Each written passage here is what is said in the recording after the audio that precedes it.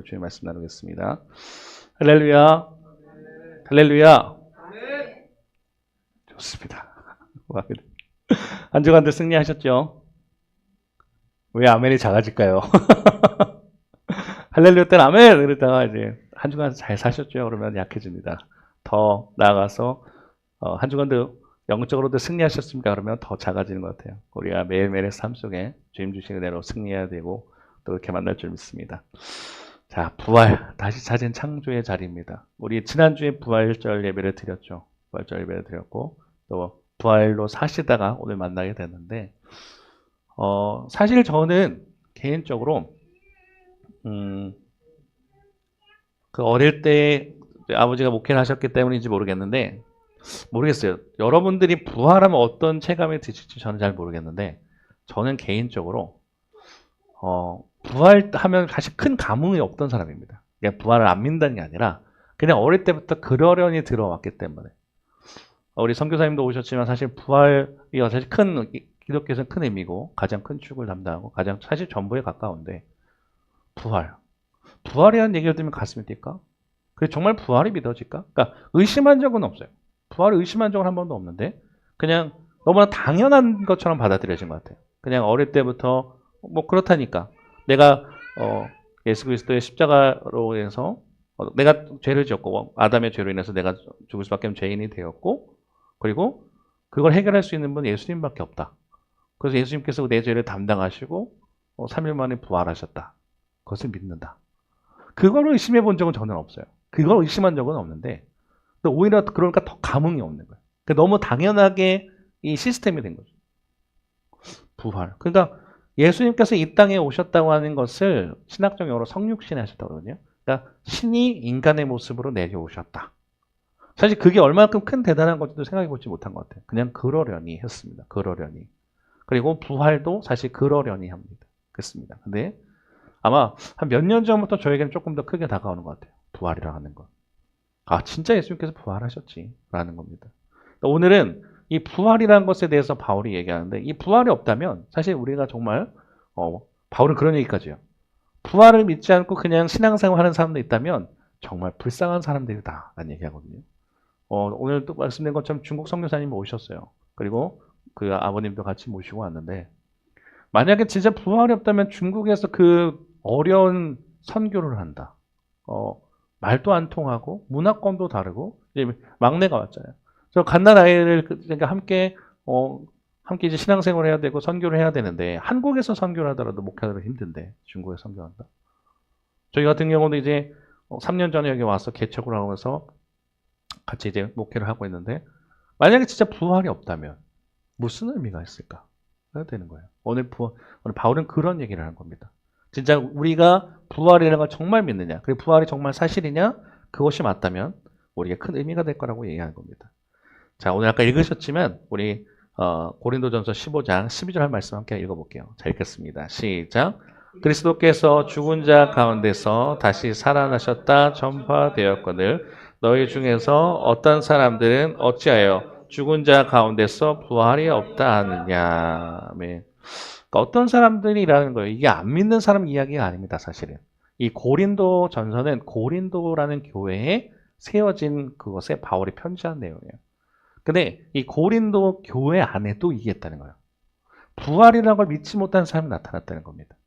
그래서 바울이 얘기하는 거죠. 죽은 자 가운데서 예수님께서 살아났다 우리가 말을 하고 있는데 너희는 왜 부활을 못 믿어? 라고 하는 거예요. 근데 그런 이유가 사실 있어요. 이 고린도 지역 같은 경우는 헬라 문화가 있는 곳입니다. 헬라 문화는 뭐냐면 철학이 발달했어요. 철학이. 근데 이 사람들에게 있어서 육체라고 하는 것. 이 당시 때 철학 중에 그런 게 있는 거예요. 육체는 영혼을 가두는 감옥과 같다.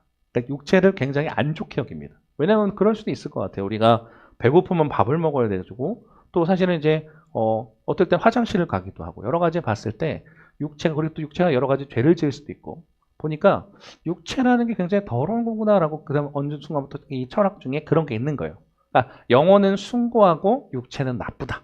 이게 되면서 이 플라톤 철학도 있고 여러 가지 철학들이 나오는데 그 중에 하나가 그거예요.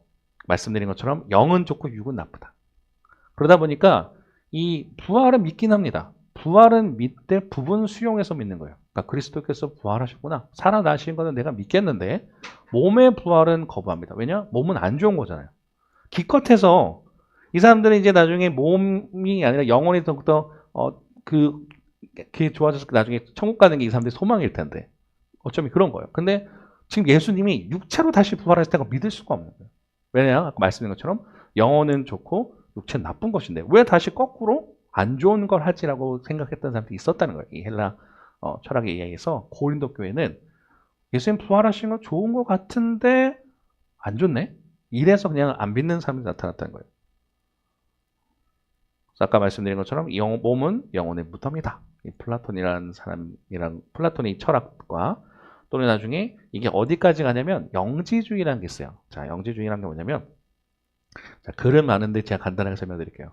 그냥 이 사람의 정신, 육체는 정신, 지혜는 좋은 거고 육적인 것은 안 좋다. 여기는 사람들이 나가요. 그러니까 플라톤의 철학에서 쭉쭉쭉쭉 발달하다가 나중에 이단들이 어떤 사람들이 생기냐면 영지주의가 생깁니다. 그래서 이 사람들이 나중에는 육체란 걸 부정을 하니까 예수님도 몸으로 부활하셨다는 걸 거부를 해요. 그러니까 그래서 이거를 가현설이라는 건데 가현설이 뭐냐면 예수님께서 육체를 입은 것처럼 보인 거야 라는 그 이단들이 나와요. 이해되세요? 그냥 왜냐하면 신이 인간의 모습으로 온다는 걸 사실 우리는 지금 믿음으로 봤지만 쉬운 게 아니거든요. 굳이 뭐하러 신이 그냥 신의 모습으로 있지 인간의 몸으로 와가지고 왜 우리 그 안 좋은 육체를 가지고 했다? 아예 난 그런 신이 없다고 믿을게. 그래서 이걸 생각하는 사람들이 영지주의자들이 나타나는 거예요. 그러면서 이단들이 나타납니다. 그래서 예수님께서 십자가에 달려 돌아가신 것처럼 한 거지 돌아가셨다고 믿지 않는 거예요. 부정해버린 겁니다. 그랬더니 이 고린도 교회에 그런 사상이 있으니까 바울이 얘기하는 거죠. 예수님께서 진짜 우리의 육신을 가지고 몸으로 부활하셨는데 너희는 왜 믿지 못하냐라고 말하는 거예요. 왜냐? 헬라 철학의 문화가 있기 때문에. 그래서 요한일서 4장 2절에 보면 이렇게 나옵니다. 우리 같이 구절 보이신지 모르겠는데 요한일서 4장 2절 함께 읽겠습니다. 시작. 예수 그리스도께서 육체로 오신 것을 시인하는 영마다 하나님께 속한 것이요. 아멘. 그러니까 예수님을 얘기를 할 때 우리가 사람을 사실 뭐 어떤 걸 배경으로 얘기한다면 뭐 50대 50 이런 얘기 생각하는데 예수님은 신의 아들이시고 신성을 가진 분입니다. 그래서 신성 100%. 인간의 몸으로 오셔야 돼요. 왜냐? 우리의 죄를 담당해서 죽으려면 인간의 몸도 필요한 거예요. 그러니까 100% 100%에서 신성 100% 인성 100%를 예수님 얘기해야 됩니다. 그래서 나중에 그게 공의라는 것에서 합의가 된 내용이에요.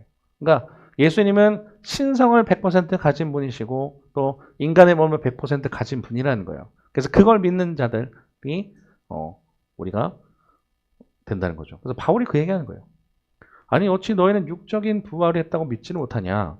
그게 아니면 우리는 정말 말이 안 된다라면서 이제 7가지를 얘기를 할 겁니다. 바울이 만약에 그런 우리가 논증이라는 걸 하잖아요. 그러면 뭐 3단 논법도 있는데 뭐 이렇다 저렇다 결국 이렇다 이것처럼 7가지 얘기해요.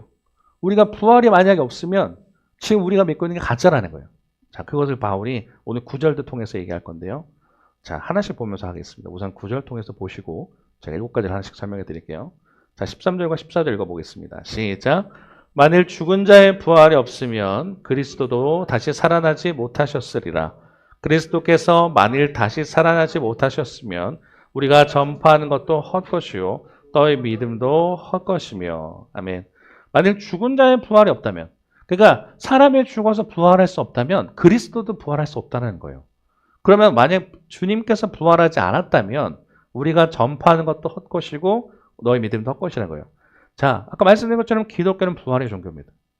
그러니까 주님께서 죽으시고 죽은 다음에 3일 뒤에 부활하셨다는 것을 그들이 전하는 거예요. 다른 것을 전하는 게 아닙니다.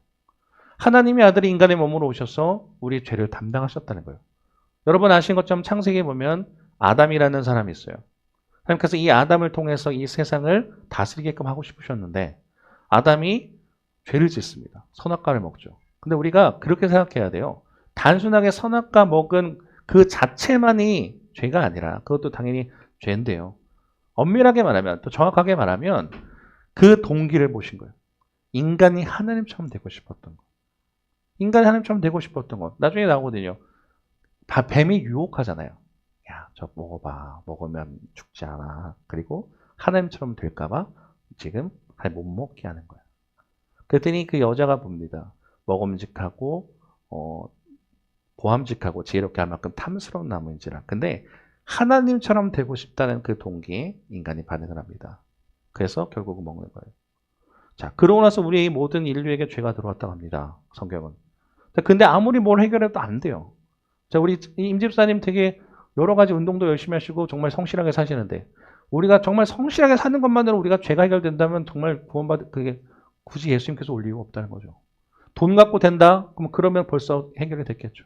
명예 다른 것으로 그게 가능했다면 됐을 겁니다. 근데 안 되는 거예요. 아무리 우리가 뭐를 해도 인간의 죄라는 걸 해결할 수 없는 거예요. 그러다가 하나님께서 고심한 거죠. 인간을 살릴 수 있는 방법이 뭘까? 아, 내 아들을 보내야겠다. 근데 인간을 통해서 낳으면 똑같이 죄가 이어지기 때문에 예전에 연좌제라는 게 있었어요. 우리 나이 드신 분들 잘 아실 텐데 아버지가 죄인입니다. 그러면 아들에게도 죄가 이어지는 거예요. 그러니까 아빠가 죄인이에요. 뭐 범죄를 저질렀어. 그러면 뭘까요? 서아 같은 경우 만약에 예를 들어서 죄송해요. 도와주십시오, 집사님. 옛날 같은 경우는 아빠가 만약에 도둑질을 했으면 그럴 일 없지만 아빠 도둑질했어. 그러면은 그게 범죄 기록이 남죠.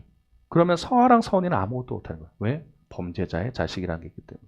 그런 것처럼 우리도 아담이라고 하는 그 사람의 죄를 통해서 우리 모든 인류가 죄인이 됐다는 거예요. 뭘 해도 안 되는 거예요. 근데 그러면 똑같이 인간의 모습을 해결하면 인간이 안 되니까 인간으로밖에 해결할 수 없으니까 하나님이 고심하는 거죠.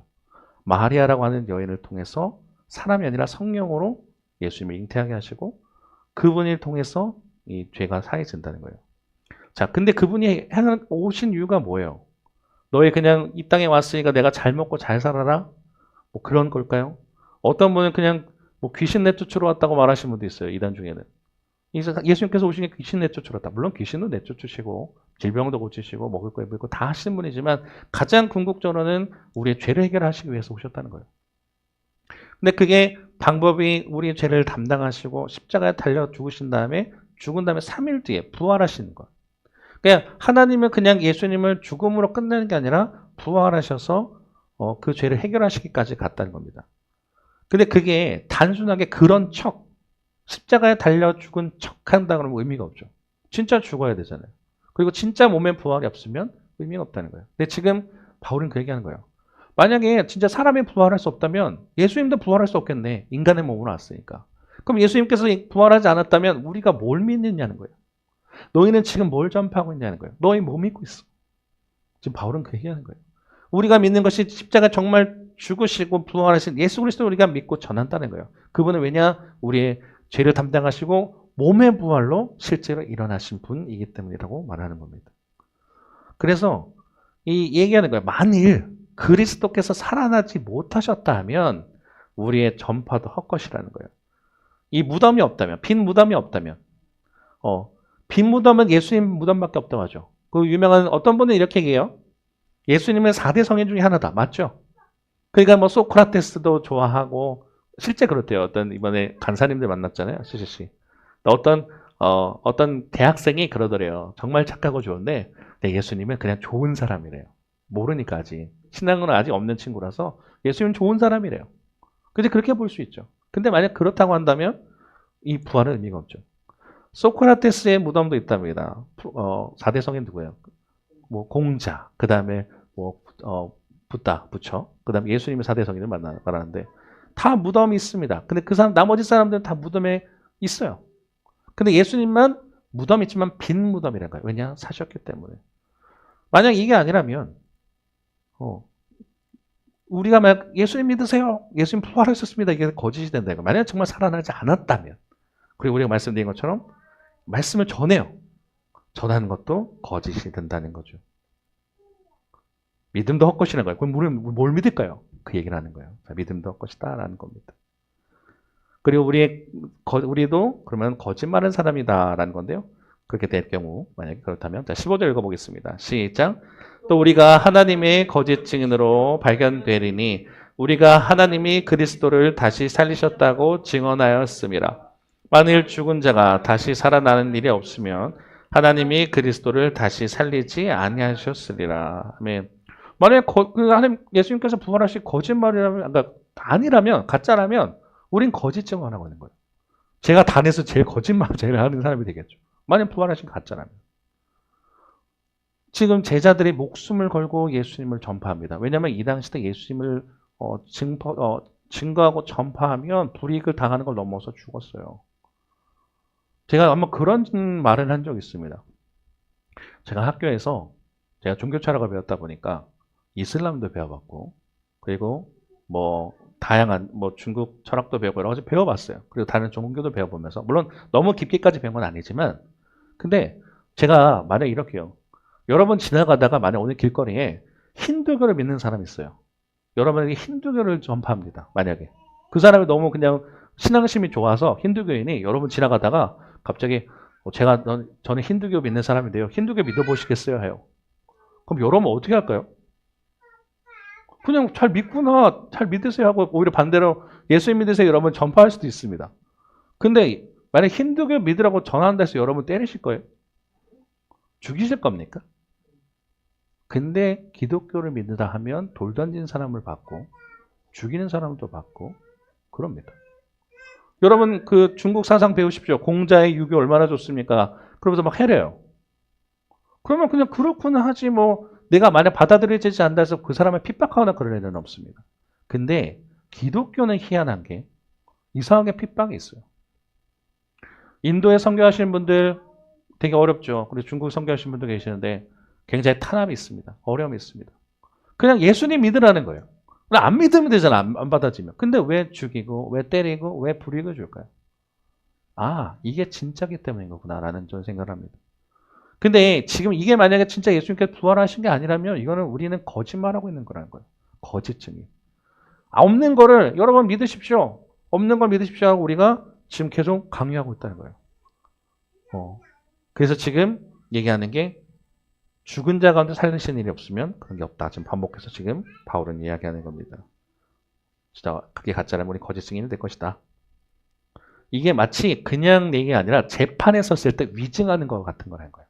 여러분이 만약에 재판에 서실 일도 전혀 없겠지만 그럴 일 없어야 되죠. 근데 만약에 섰어요. 만약에 아니면 증인으로 참석할 수 있죠. 내가 어떤 걸 목격자로서 어떤 걸 하는데 그 미국은 지금도 그러죠. 그 증인하기 전에 어떻게 성경에 올려놔요. 손을. 내가 거짓말하지 않겠다. 하나님 앞에서. 인 것처럼. 만약 여러분이 법정에 섰는데 거짓말한다. 그건 큰 죄죠. 지금 바울이 말하는 건 너희가 만약에 그걸 부활을 보지도 않고 믿지도 않는데 전한다. 그건 거짓 증언한다. 법정에서 허위 증언하는 것과 마찬가지라는 거예요. 근데 뭐라는 거예요? 우린 그만큼 부활을 믿는다. 만약 그리스도께서 부활하지 않았다면 이렇다는 거예요. 그리고 가장 중요한 거.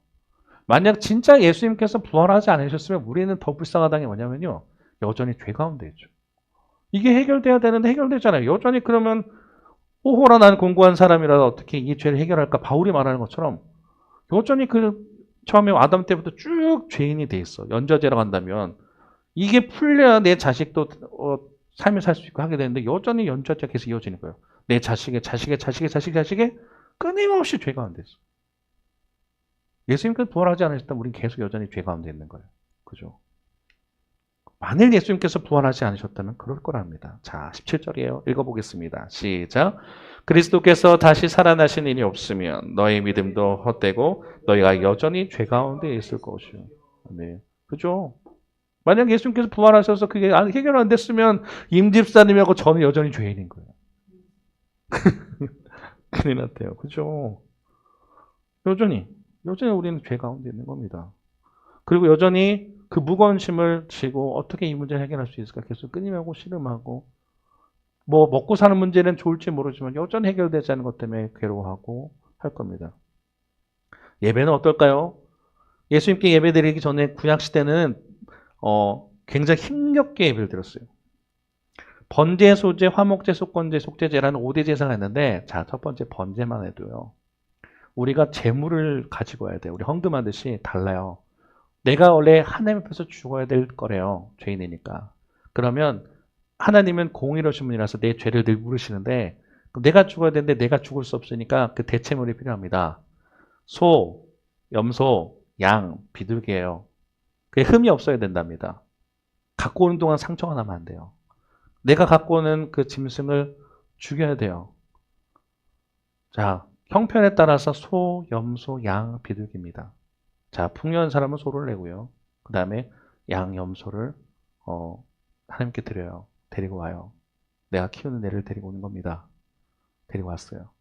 그래서 이 아이란 말이 좀 웃기지만 이 짐승의 눈을 보면서 내 죄를 다 뒤집어 씌웁니다. 하나님, 내가 오늘 도둑질했어요. 사람을 때렸어요. 뭐 했어요. 죄를 다 뒤집어 씌웁니다. 그 다음 어떻게 하냐면 내가 키우던 그 짐승을 내가 죽여야 돼요. 목을 뱁니다. 각을 떠요. 그러나서 제사장들이, 저희 같은 그 제사장들이 각을 떠서 피를 뿌립니다. 그리고 올려놓고, 단 위에 올려놓고 불로 태워요. 그 사라지는 그 제사입니다. 그게 번제라고 하는데, 그게 하나님께 드리기에 아름다운 제사래요. 근데 우리가 생각할 수 있죠. 소 구이를 다 모아놓으면 맛있는 냄새날 것 같지만 굉장히 역겨운 냄새 난대요. 그리고 얼마나 미안해요. 내가 죽어야 되는데 얘한테 죄를 뒤집어 씌운다고요. 저희 그 사모에 있을 때 알이라고 하는 강아지를 키웠어요. 그 내눈방의 강아지거든요, 진돗개. 이 친구는 저를 보면서 굉장히 두려움도 있지만 저를 좋아합니다. 그래서 저는 경외가 뭔지 알았어요, 이 강아지 보면서. 저를 보면 맨날 꼬리를 흔들어요. 그리고 어떨 때는 얘가 뭐 잘못하면 혼나기 때문에 저를 또 어려워합니다. 하지만 저를 너무 좋아요. 근데 만약에 하나님이 내 죄를 지은 것 때문에 이 아리를 죽이라. 얘는 죄가 없죠. 근데 얘한테 다 뒤집어 씌우는 거예요. 아리야, 내가 내 죄를 위해서 어떻게 거짓말했어요, 뭐 했어 하면서 얘를 보면서, 눈을 보면서 죄를 다 뒤집어 씌운 다음에 목을 베고 각을 띄운다. 쉬운 일이 아닙니다. 근데 예수님 오기 전까지는 계속 그런 제사를 드렸다는 거예요. 우리가 죽어야 되는 제사이기 때문에 늘상 피의 제사, 어려움의 제사 반복되는. 근데 그것도 하나님의 완벽한 제사가 아니었대요. 완벽한 예배가 아니었대요. 근데 그거를 예수님께서 오심으로써 해결해 주시는 거예요. 만약 정말 예수님께서 부활하신 게 아니라면 우리는 이런 예배도 못 드린다는 거예요. 지금 얼마나 편하네요. 정말 은혜로운 말씀 편하게 드릴 수 있고, 우리가 지금 맨날 소를 잡아와야 되나요? 양을 잡아야 되나요? 염소를 잡나요? 비둘기마저도요. 형편이 안 되는 사람은 산에서 잡아오라는 거예요. 그것까지 받으시겠다고. 형편에 따라 고려해 주신 예배가 있어요. 이렇게 예배 드려야 되는데 우리가 정말 그러지 않았다면, 예수님께 부활하지 않았다면 이게 힘들었을 거란 겁니다. 그리고 늘 죄 가운데 언제 심판이 올까 두려움에 사는 거죠. 근데 더 심각한 건, 만약 주님께서 부활하지 않았다면, 자, 죽은 사람들도 불쌍하다는 거예요. 자, 18절입니다. 읽어보겠습니다. 시작. 또한 그리스도 안에서 잠자는 자도 망하였으리니. 아멘. 미리 죽은 사람들은 나중에 그 예수님께서 다시 승천하시고 오실 때, 이 땅에 오실 때 다시 그 부활하고 해야 되는데, 만약에 죽은 사람이 그 예수님 부활이 없다면 이 사람들 그냥 계속 그렇게 되는 거잖아요. 끊임없이. 잠자는 자도 자고 죽은 성도들도 망했다. 바울이 얘기하는 거예요. 만약에 부활하신 예수님이 없다면. 자, 그러면서 또 얘기합니다. 19절인데요. 만약 부활하신 예수님이 없다면 이 세상의 삶이 우리는 더 불행하다는 거예요. 자, 읽어보겠습니다. 시작. 만일 그리스도 안에서 우리가 바라는 것이 다만 이 세상의 삶뿐이면 모든 사람 가운데 우리가 더욱 불쌍한 자이리라. 아멘.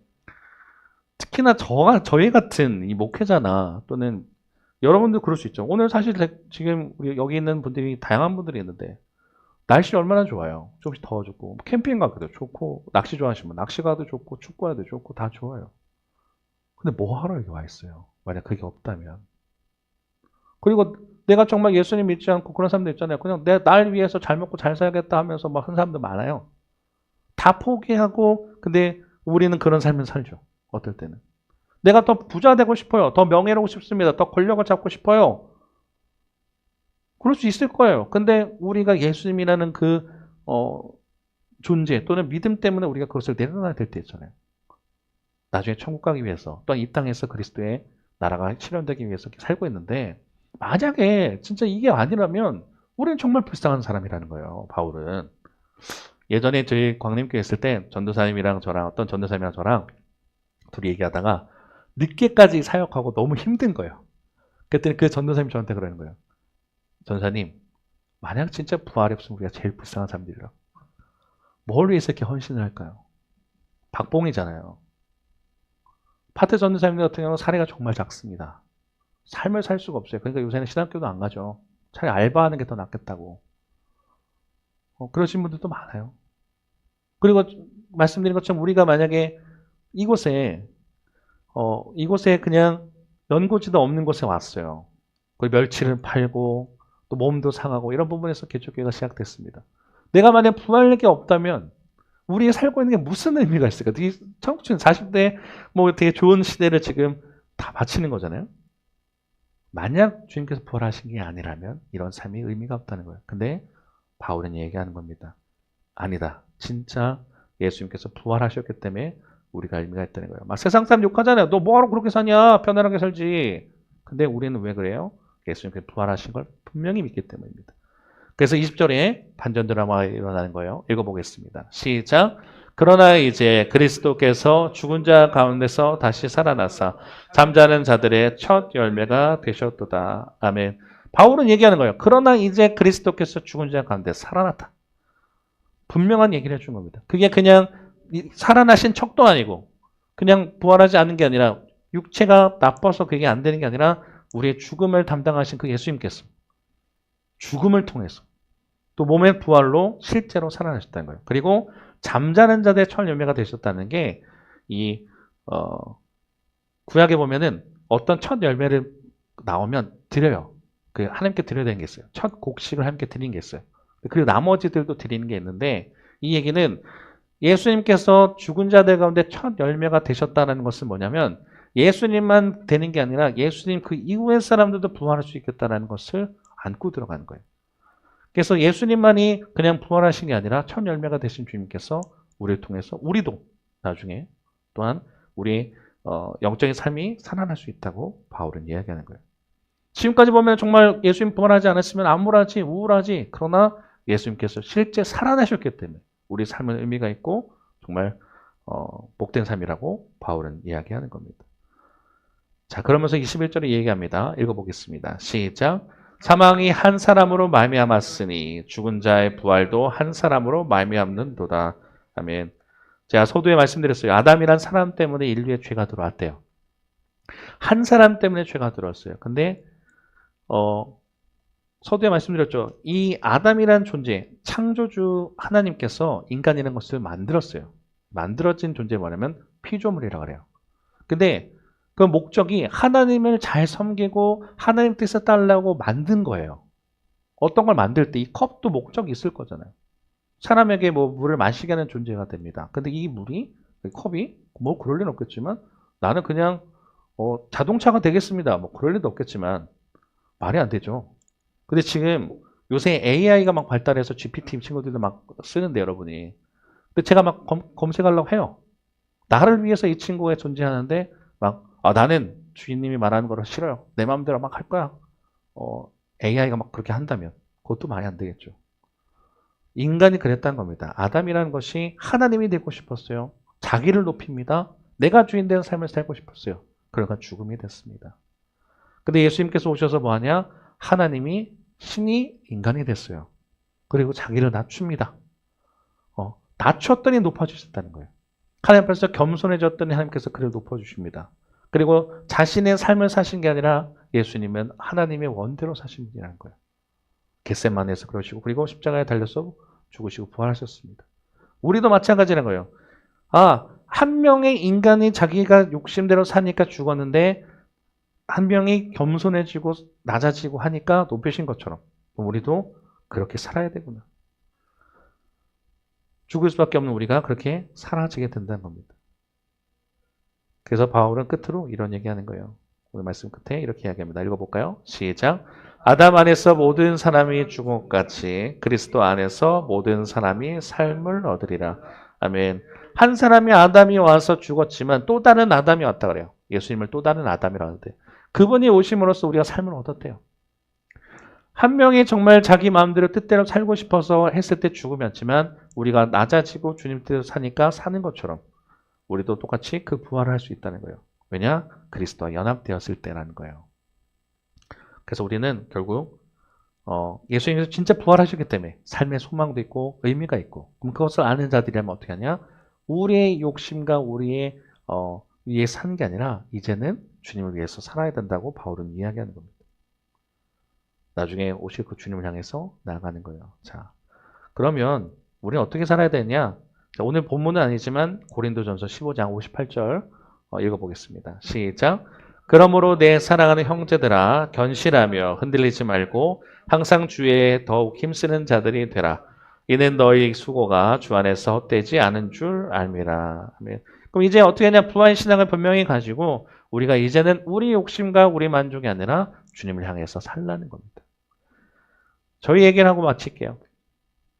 오령영흥교회 부활을 살아내는 공동체라고 그랬는데 제가 말씀을 정리하면서 생각했습니다. 나는 왜 오령신도시교회가 왔을까?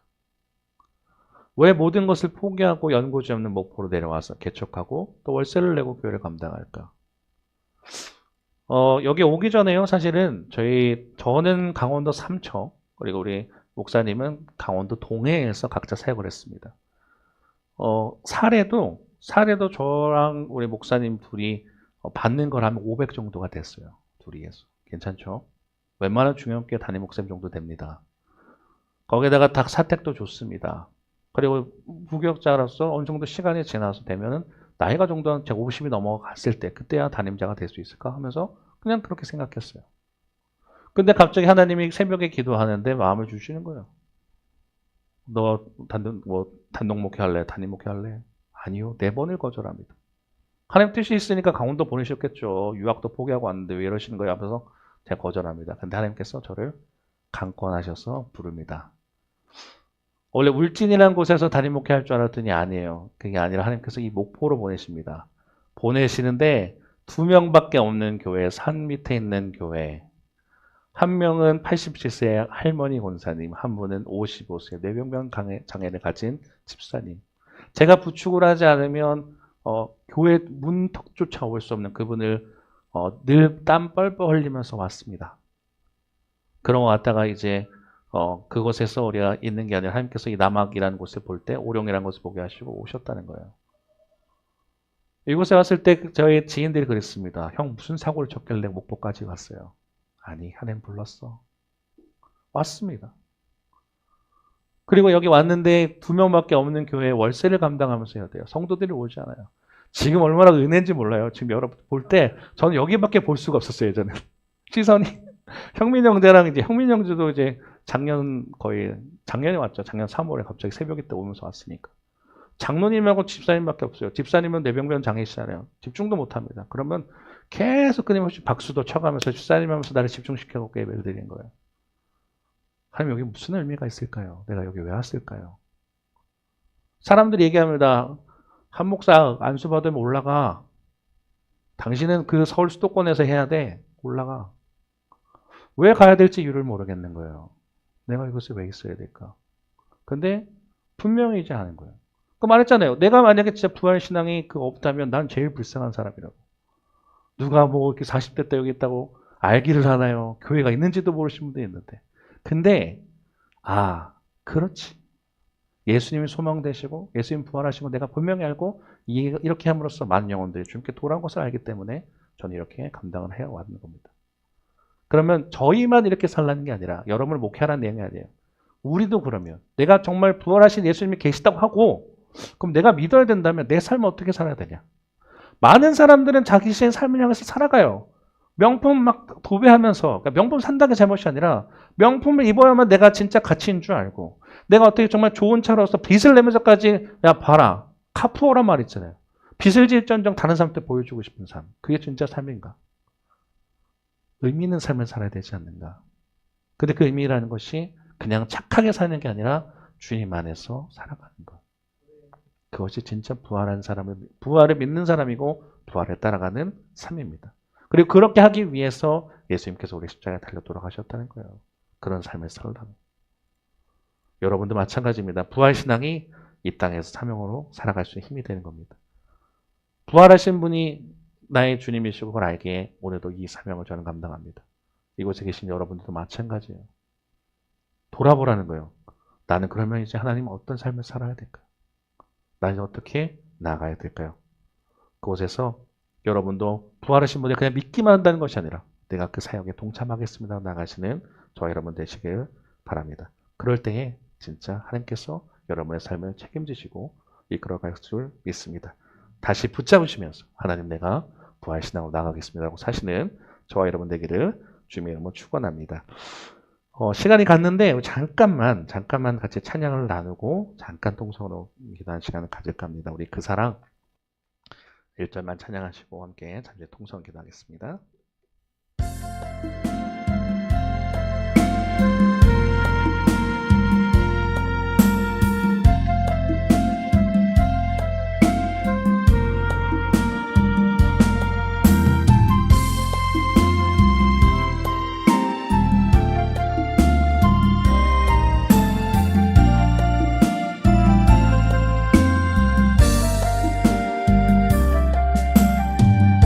아버지 사랑 아버지 사랑 내가 노래해 아버지 은혜 내가 노래해 그 사랑 변함없으신 거짓 없으신 성실하신 그 사랑 상한 갈 때 꺾지 않으시네 상한 갈 때 꺾지 않으시네 꺼져가는 등불 끄지 않는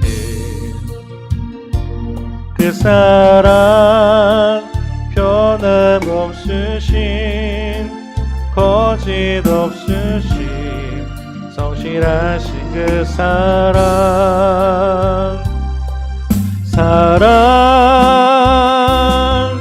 그 사랑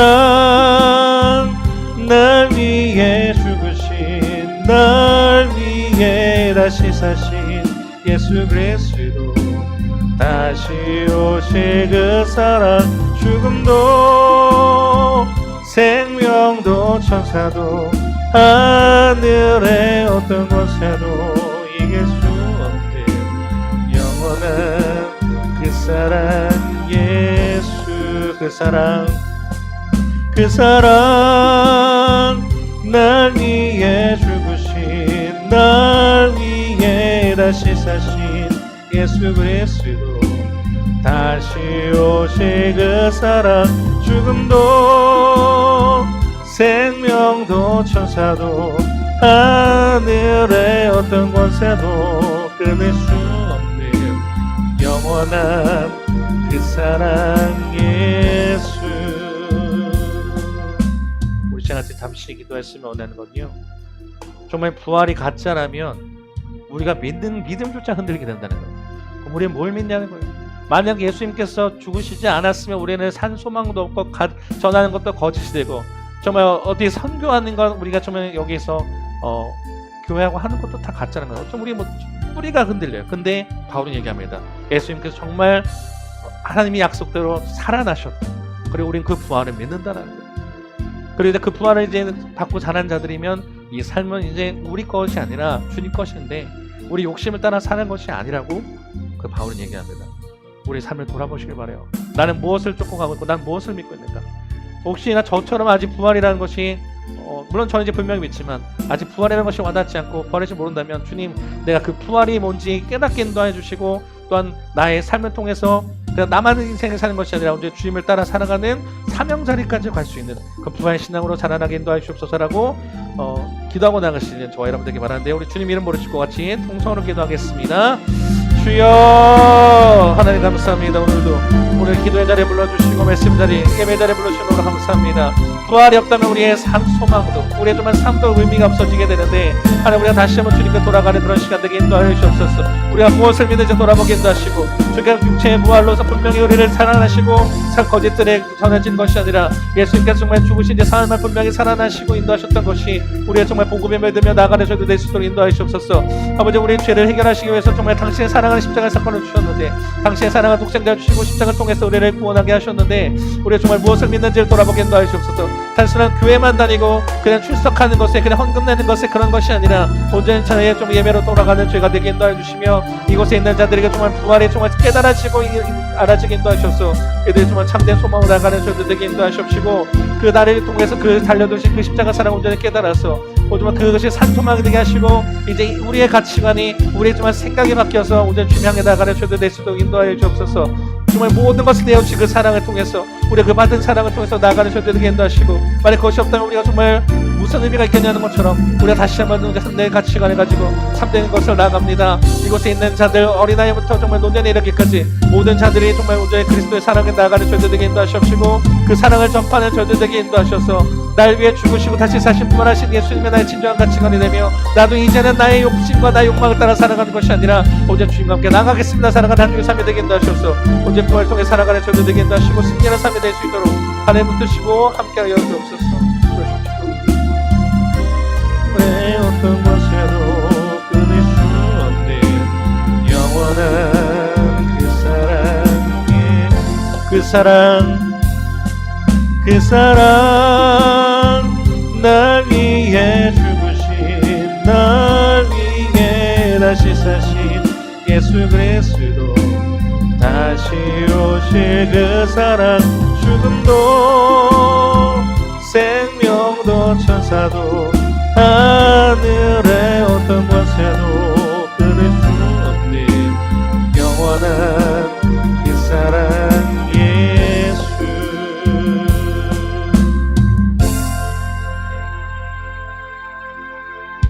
하나님 감사합니다. 오늘도 복된 주일날 허락하여 주시고, 이렇게 예배하게 하는 것도 주님의 부활이 있기 때문에 가능함을 믿습니다. 주님, 우리의 매일매일 삶 속에 정말 주님께서 부활하셨다는데 그것을 믿어지지 않을 때가 많음을 고백합니다. 그러나 주님께서 이들에게 성령을 통해서 깨닫게 인도하여 주시고, 부활이 우리에게 정말 참된 소망이 되어서 부활하신 주님을 증거하는 죄가 되게 인도하시옵소서. 만약 정말 죽음의 육체의 부활이 없다면 모든 것이 소망이 없다 했는데, 반대로 주님께서 부활하셨기 때문에 우리에게도 모든 소망이 있음을 고백합니다. 잠자는 자의 첫 열매가 되셔서 우리에게도 다시 부활할 수 있는 것을 이야기하여 주시며, 지금까지 죽을 수밖에 없던 인간의 삶 속에서 가치관도 모든 것도 세상적으로 살던 인간들이 이제는 주님 앞에 나오게 하시고 주님을 꿈꾸게 하심에 감사합니다. 온전히 주님의 부활 따라 살아가는, 부활하신 주님을 온전히 증거하는 저의 삶이 되게 인도하셔서 매일매일의 삶 속에 우리의 욕망과 우리의 가치관이 아니라, 아담의 삶이 아니라 또 다른 아담으로 오신 예수님을 통해서 우리가 다시 우리의 가치관도 변화되고 부활하고 나아가는, 참된 주님을 따라 나아가는 저희 삶이 될 수도 인도하시고, 정말 부활 주신 생명을 통해서 한 주간 살아갈 때에도 저희가 승리하는 삶이 될 수 있도록 주님 역사해 주옵소서. 감사합니다. 예수님 이름으로 기도드렸습니다. 아멘. 우리 파송의 말씀 나누시고 파송 찬양 나누신